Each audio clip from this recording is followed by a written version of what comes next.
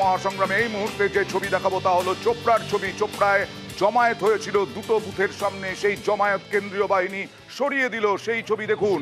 এর আগে এই কেন্দ্রীয় বাহিনী বুথের বাইরে নেই কেন সেই নিয়ে নির্বাচন কমিশন যথেষ্ট উদ্বিগ্ন ছিল এবং তারপরে আরও কুইক রেসপন্স টিম এবং কেন্দ্রীয় বাহিনী বাইরে মোতায়েন করা হয়েছিল।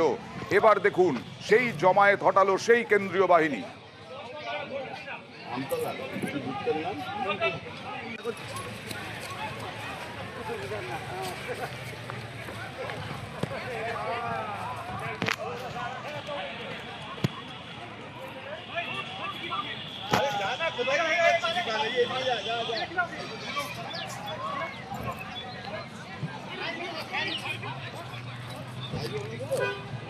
হ্যাঁ, প্রচণ্ড গরম, তাও আর কি উনি আর ভোট উনি দেবে বলছে, ওই জন্যই নিয়ে আসে।